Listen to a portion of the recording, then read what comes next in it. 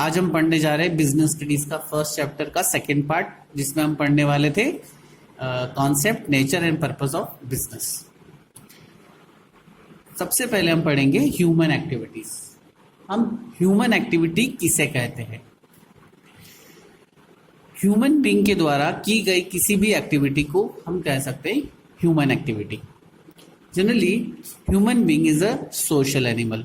हम एक सोसाइटी में रहते हैं जिसमें हम अलग अलग प्रकार की एक्टिविटीज परफॉर्म करते हैं।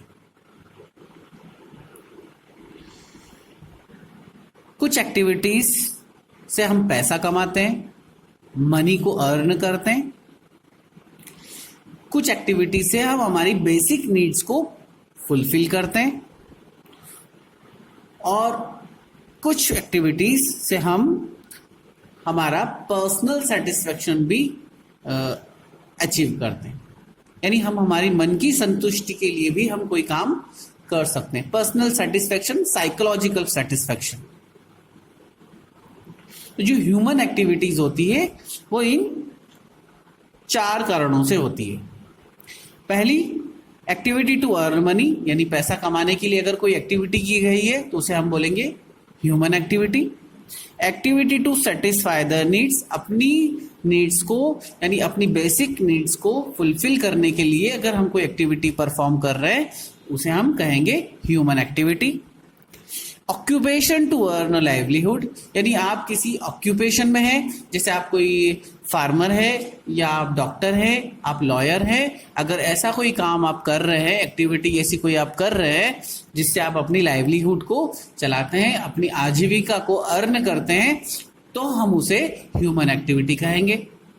या फिर कोई एक्टिविटी जिससे आप अपना पर्सनल सेटिस्फेक्शन डिराइव कर सकते हैं, यानी आप अपनी मन की संतुष्टि के लिए वो काम कर सकते हैं। जैसे आपकी मदर, वो भी एक्टिविटी परफॉर्म करती है, आपके लिए खाना तैयार करती है, आपके लिए जो different types of house hold activities होती है वो आपके लिए करती है। उस एक्टिविटी से उनको कोई पैसा अर्न नहीं होता है, केवल अपने मन के सेटिस्फेक्शन के लिए, अपने सेल्फ सेटिस्फेक्शन के लिए, पर्सनल साइकोलॉजिकल सेटिस्फेक्शन के लिए वो काम करती है। उनको अच्छा लगता है शायद, इसीलिए वो ये काम करती है। जो ह्यूमन एक्टिविटीज है इसको हम 2 पार्ट में डिवाइड कर सकते हैं। पहला पार्ट है इकोनॉमिक एक्टिविटी और दूसरा पार्ट है non economic activity. Economic activity वो एक्टिविटीज होती है, वो ह्यूमन एक्टिविटीज होती है जिसका मेन ऑब्जेक्टिव होता है टू गेनिंग मनी या टू अर्न मनी। यानी उसके पीछे जो उद्देश्य होगा, जो ऑब्जेक्टिव होगा, वो टू अर्न मनी होगा, पैसा कमाना होगा। जैसे कि डॉक्टर काम करता है तो उसके पीछे उसका ऑब्जेक्टिव होता है टू अर्न मनी। लॉयर अगर काम करता है तो उसके पीछे उसका मेन ऑब्जेक्टिव होता है टू अर्न मनी। इसी तरीके से जो टीचिंग है वो भी एक तरीके से इकोनॉमिकल एक्टिविटी हम कह सकते हैं। दूसरी एक्टिविटी होती है जिसे हम बोलते हैं non economic activity. Non economic activity वो एक्टिविटीज होती है जिसके पीछे मेन ऑब्जेक्टिव कभी भी पैसा अर्न करना नहीं होता है। ये अपने साइकोलॉजिकल सेटिस्फेक्शन के लिए की जाती है। जैसे आपकी मम्मी आपके लिए खाना बनाती है, यानी उन्होंने अपने साइकोलॉजिकल सेटिस्फेक्शन के लिए ये एक्टिविटी परफॉर्म की है। इसे हम कहेंगे नॉन इकोनॉमिकल एक्टिविटी। या आपके दादाजी जो है वो टेम्पल जाते हैं तो ये एक्टिविटी भी क्या कहलाएगी? Non economic activity.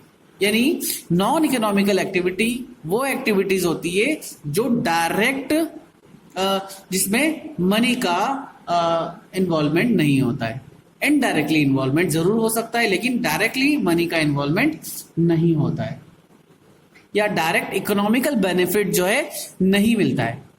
लेकिन इकोनॉमिक एक्टिविटी वो होती है जिसमें डायरेक्ट इकोनॉमिकल बेनिफिट हो सकता है, लेकिन नॉन इकोनॉमिक एक्टिविटीज वो होती हैं जिसमें डायरेक्टली इकोनॉमिक बेनिफिट नहीं होता है, डायरेक्टली पैसा जो होता है, मनी जो है वो इन्वॉल्व नहीं होता है, इनडायरेक्टली हो सकता है।